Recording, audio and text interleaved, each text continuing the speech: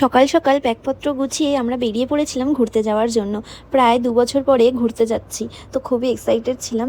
আর এখানে আমার পাপা প্রথমবার ঘুরতে যাচ্ছে, আর ও তো ঘুমাচ্ছিল, ঘুম থেকে উঠে দেখছে গাড়িতে।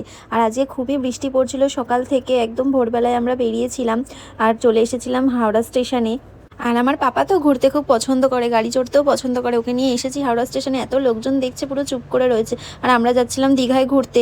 আর দীঘার ট্রেনটা এমন লেট করে, সবসময় দীঘার ট্রেনটা লেট করে। সেই সকালবেলার ট্রেন আমাদের দিয়েছে 12টার সময়। এতক্ষণ অপেক্ষা করার পর ফাইনালি আমাদের ট্রেনটা আসলো। দীঘার লাইনের এই ট্রেনটা এরকমই করে, 2 দিন ঠিক টাইমে যায়, তো 2 দিন এরকম লেট করে দেয়। আর আমরা নিয়েছিলাম এসি চেয়ার কাট। এই প্রথমবার এসি চেয়ার কাটে করে দীঘা যাচ্ছি, বেশ ভালোই ছিল জার্নিটা, খুব কমফোর্টেবল ছিল। আর আমার পাপা তো জানলার ধারে বসে লোক দেখতে দেখতে যাচ্ছিল। তারপর ট্রেনে উঠে কিছু খাওয়া দাওয়া করে নিয়েছিলাম, কারণ সকাল থেকে না খাওয়াই ছিলাম। আর ট্রেনে দেখি একজন ম্যাজিক দেখাতে উঠেছিল, তো এটাই দেখতে দেখতে অনেকটা পথ আমরা চলেও গেছিলাম, বেশ ভালো লাগছিল দেখতে। আর আজকে সারাদিনই বৃষ্টি পড়ছিল, বাইরের মেঘলা আকাশ ছিল পুরো।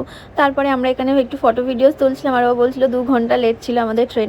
আর পাপা তো খুবই মজা করছিল ট্রেনে উঠে, একটুও জ্বালায়নি, ও তো খুব এক্সাইটেড ছিল, নাচানাচি করছিল। তারপরে এইভাবেই দেখতে দেখতে সময় কেটে গেল।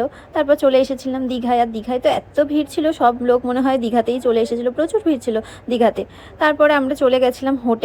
আমরা থাকবো নিউ দীঘায়। আর নিউ দীঘায় গিয়ে কোন হোটেলে থাকলাম, কি কি করলাম, সব ভিডিওই তোমাদের সাথে শেয়ার করবো। তো আজকের ভিডিওটা এইটুকুনি ছিল, দেখা হচ্ছে পরের একটা ভিডিও।